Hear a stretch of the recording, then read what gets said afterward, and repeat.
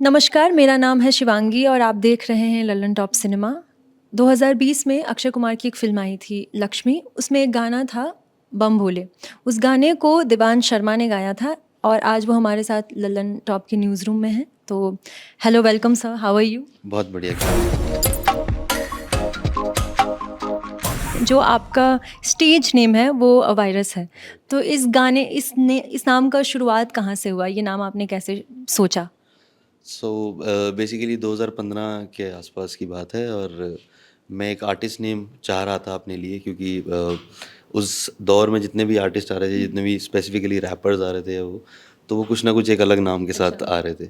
सो वही एक था कि कुछ इस तरह का नाम हो जो बहुत कैची हो और लोग सुने तो उनको याद रहे। तो कुछ इसी थॉट के साथ वायरस जो है वो मेरे माइंड में आया क्योंकि उस टाइम पे फ़ोन में, लैपटॉप में वायरस बहुत आता है और ऐसे कि वायरस आ गया, वायरस आ गया। तो मैं भी ये चाहता था कि इंडस्ट्री में जब जाएँ तो इसी तरह की बात हो कि वायरस आ गया और फिर वायरस फैलता भी बहुत है तो उस लिए। तो आपका गाना काफ़ी फैल गया। इनके जी। गाने का व्यूज़ जो है यूट्यूब पे वो 400 मिलियन है और आई थिंक बहुत कम टाइम में वो 300 मिलियन भी पहुंच गया था, बम भोले सॉन्ग। बेसिकली बम भोले इस टाइम पे अगर आप ऑल ओवर यूट्यूब की बात करें तो is more than 1 billion. Okay. तो 1 बिलियन से ऊपर व्यूज़ हो चुके हैं बम भोले के और उसमें से अप्रॉक्स 350 मिलियन हमारे ही चैनल पे हैं जिस पे हमने ऑडियो रिलीज़ किया था और उसके बाद मूवी में आने के बाद तो वो गाना और बड़ा हो गया।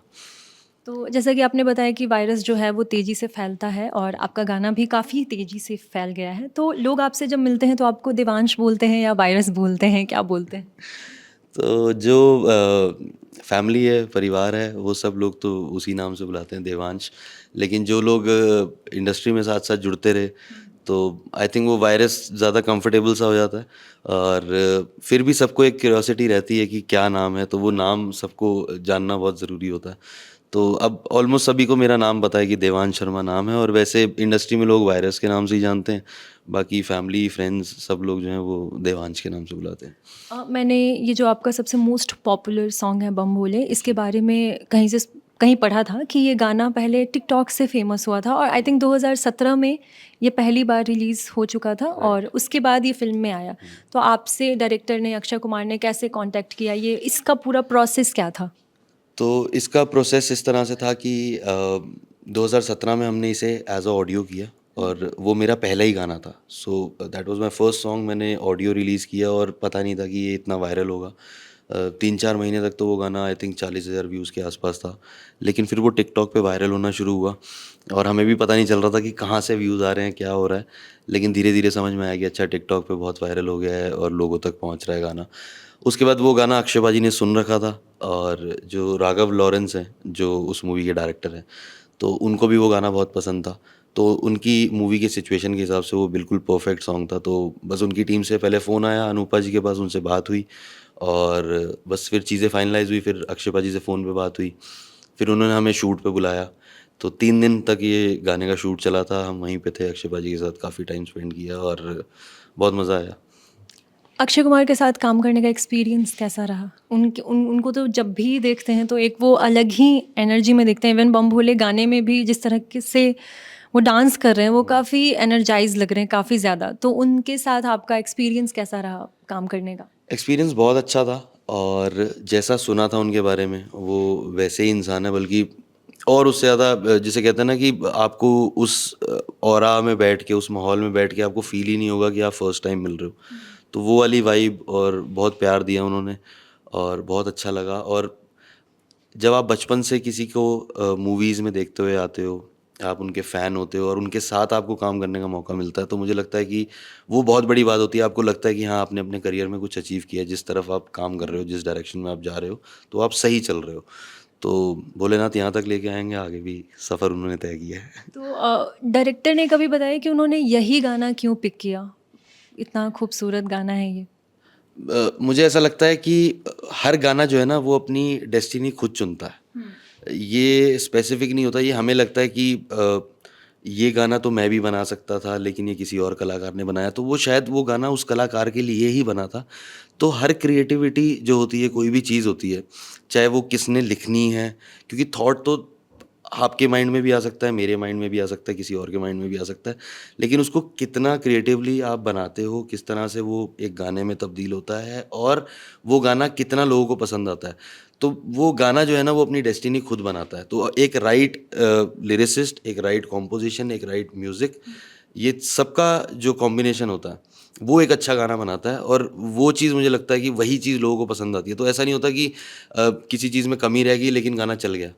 तो वो सारी चीज़ें मैटर करती हैं।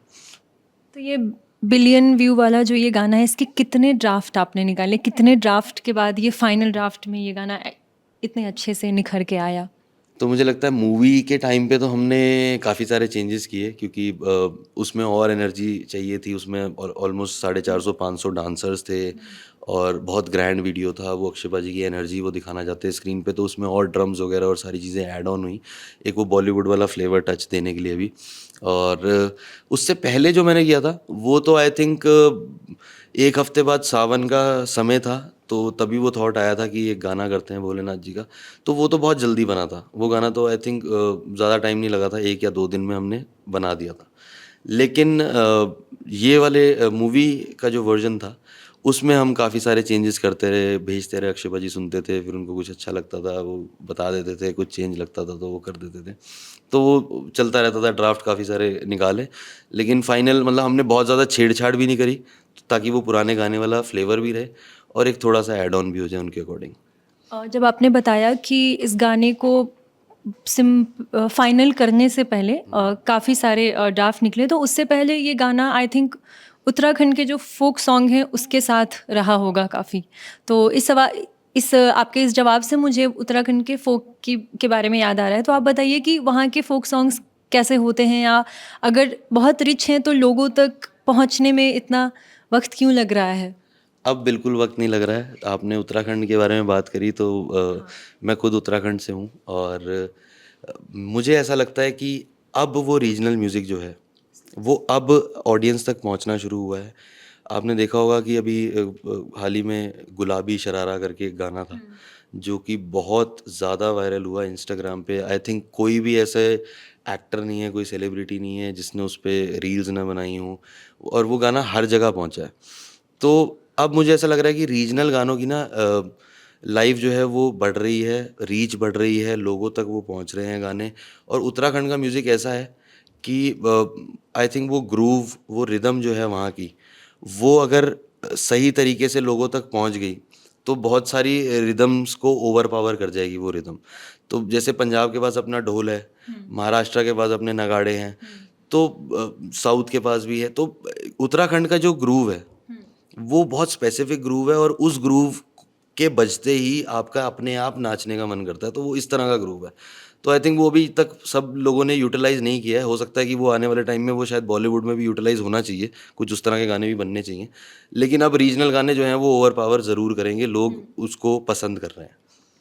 तो कुछ सुनाना चाहेंगे? इतनी अच्छी आवाज़ है आपकी, अगर कुछ 2 लाइन किसी भी गाने का अगर आप सुना दें।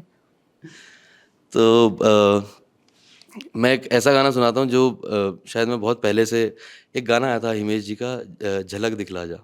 तो उसका एक पहाड़ी वर्ज़न है, तो वो गाना मैं आपको सुनाता हूँ। वैसे तो बेड़ो पाको सब लोग सुनाते हैं, वो एक फ़ोक है हमारा, सारी चीज़ें हैं और मैंने बेड़ो पाको का एक रीमेक भी किया था अपने इंस्टाग्राम पे। लेकिन ये गाना मैं ज़रूर सुनाऊँगा। तो ये गाना है हुँ, मुखड़ी दिख ले जा, मुखड़ी दिख ले जा, ऐ न झुक ऐ सारू ऐ जा, ओ लागी वेग्यो तेरा प्यार माँ, घड़ी घड़ी स्वच्छ दू तेरा पार माँ, टीरी चमोली पौड़ी सर गढ़वाल घुमोलूं। तो ये एक ये बहुत उस बहुत ही प्यारा गाना था ये। मुझे पुराने दिनों की याद आ गई इनका ये गाना सुन के। तो ये एक ऐसा वर्ज़न इसलिए मैंने गाया क्योंकि जो ऑडियंस है वो कई लोग पहाड़ी गाना नहीं सुनते हैं, तो बहुत सारे गाने हैं और मुझे पहाड़ी म्यूज़िक पर्सनली बहुत पसंद है और बहुत जल्दी मैं भी शायद एक रीजनल गाना करूँगा। और अभी आपका नेक्स्ट प्रोजेक्ट क्या है? किन कुछ? नेक्स्ट काफ़ी सारे प्रोजेक्ट चल रहे हैं, कुछ अक्षय पाजी के साथ भी आ रहे हैं और बॉलीवुड के हैं, मतलब 3-4 प्रोजेक्ट जो अभी लाइन अप हैं, बहुत जल्दी आने वाले हैं। उसके अलावा साउथ का था एक, वो हो गया है, 1-2 चीज़ें और हो रही हैं वहाँ पे भी, पंजाबी मूवीज़ का भी कुछ-कुछ चल रहा है। थोड़ा सा एक्टिंग की तरफ भी जा रहे हैं। अच्छा, पहले अब एक्टिंग पे बात करेंगे कि ये इनका अगला प्रोजेक्ट क्या है, अब ये एक्टिंग में क्या लेके आने वाले हैं अच्छे गानों के साथ साथ। तो क्या रोल है आपका, कौन सी फिल्म में काम करने जा रहे हैं, कुछ बताइए। तो अभी कुछ ऐसा अनाउंस तो नहीं कर पाऊँगा मैं, पर ये है कि हाँ, एक बहुत अच्छा कैरेक्टर जो मुझे लगता है कि हाँ, मैं कर सकता हूँ, मैं निभा सकता हूँ। तो मैंने इससे पहले एक पंजाबी मूवी में कैमियो भी किया था पहले, लेकिन अब मुझे एक ऐसा कैरेक्टर मिला है जो आई थिंक मेरे साथ मेरी वाइफ़ के हिसाब से जाता है। तो अब मैं वो चीज़ करने वाला हूँ, तो एक वो चीज़ भी आ रही है।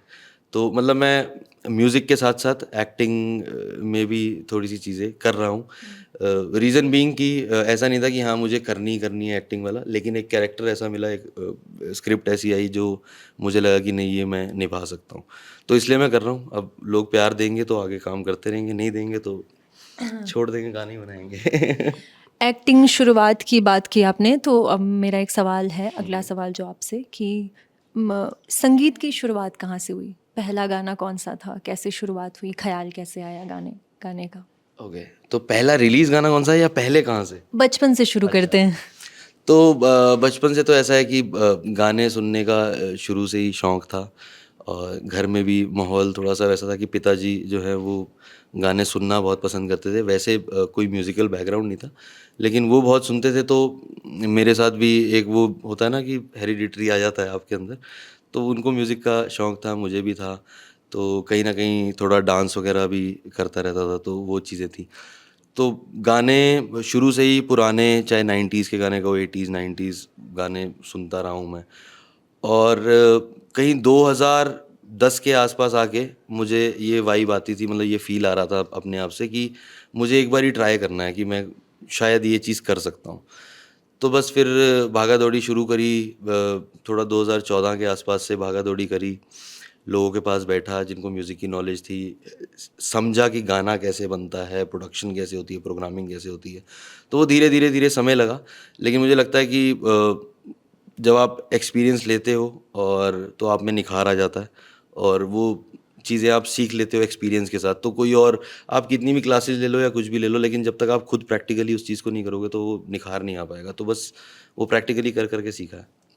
और अगला प्रोजेक्ट अगला प्रोजेक्ट आपको बता ही दिया मैंने। उसके अलावा कुछ गाने में। गाने, हाँ, बहुत सारे, मतलब अभी कोलैबोरेशंस भी आ रहे हैं, और एक बहुत जल्द एक ईपी भी कर रहा हूँ मैं, जिसमें 2 वीडियोज़ रहेंगे, 3 ऑडियो रहेंगे, तो वो भी मैं कर रहा हूँ।